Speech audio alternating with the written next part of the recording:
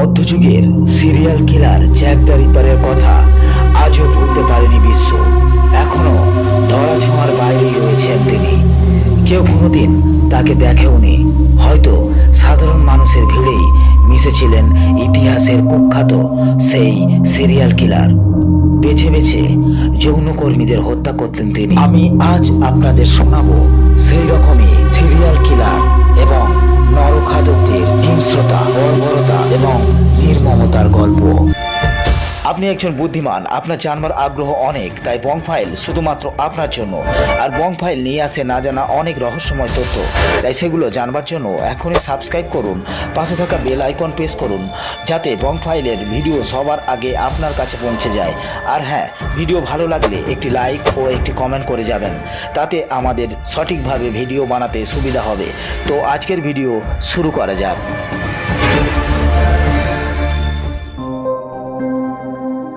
ইতিহাসে যত serial killer আছে সবার রয়েছে আলাদা আলাদা হত্যার ধরন। কেউ হত্যা করতেন নারীদের, কেউ শিশু, আবার কেউ মাতালদের, কেউ বা শুধুমাত্র নরমাংস খাওয়ার লোভে হত্যা করতেন। তাদের হিংস্রতা, বর্বরতা এবং নির্মমতার গল্প এখনো ভয় পাইয়ে দেয় সাধারণ মানুষকে। এক একজনের হত্যার কারণ ছিল এক এক রকম। সিরিয়াল কিলারের তালিকায় বাংলার এক গৃহবধূও আছেন, যিনি বেছে বেছে হত্যা করতেন গৃহিণীদের। মূলত গয়নার লোভে অসংখ্য নারীকে হত্যা করেছেন তিনি।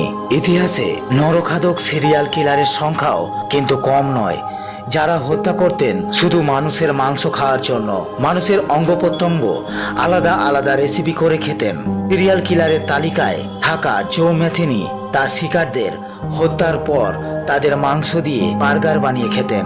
ভাবতে নিশ্চয়ই আপনার শরীর বেয়ে নেমে যাচ্ছে হিমশীতল বাতাস। এমনকি কেজি দরে বাজারে সেই মাংস বিক্রিও করতেন অন্যদের কাছে, যদিও শূকরের মাংসের সঙ্গে মিশিয়ে দিতেন সেগুলো।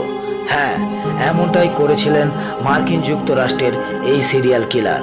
শুধু জো ম্যাথিনি নয়, জার্মানির কুখ্যাত সিরিয়াল কিলার পিটার নিয়ার্স খেতেন নবজাতক শিশুদের। পিটার নিয়ার্স জার্মানির নুরেমবার্গ শহরের বাসিন্দা ছিলেন। তার জন্ম 1540 সালে জার্মানিতে। পেশায় ছিলেন একজন ডাকাত, এজন্য আশেপাশের মানুষ তাকে ভয় পেতেন খুব।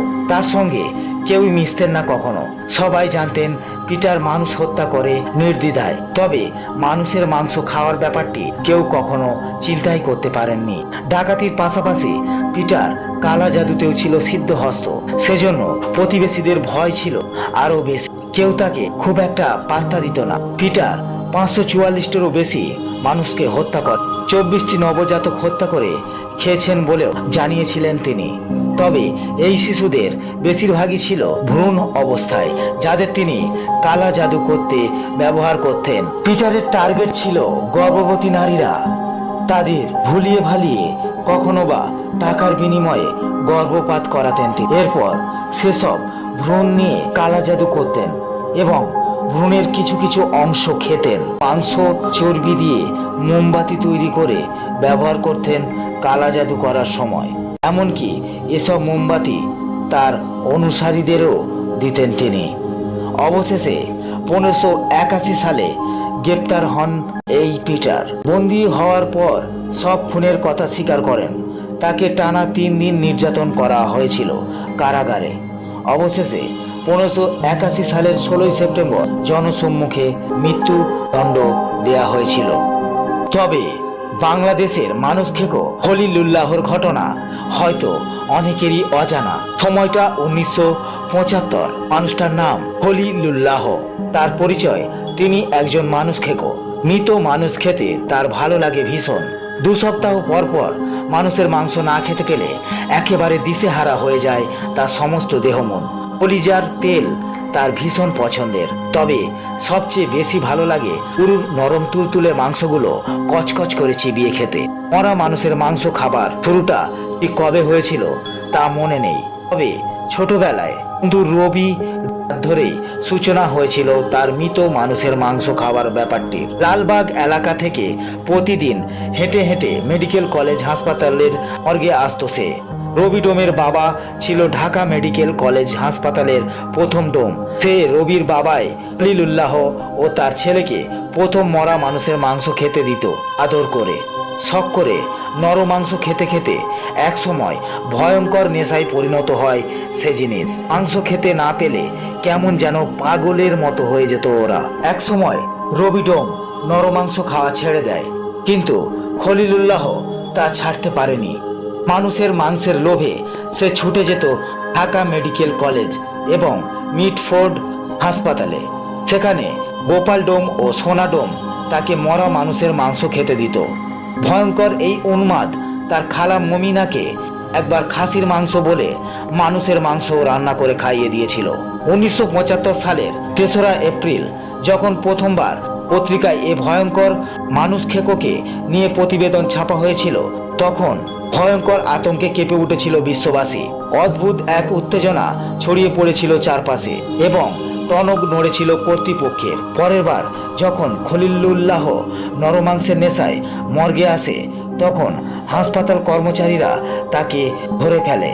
পুলিশ খলিলুল্লাহকে বন্দি করে নিয়ে গেল রমনা থানায়। তারপর শুরু হলো আবার নতুন করে পুলিশ জেরা। পুলিশকে ও দারুণ হতবাক করে দিল এ মাংস খেকো।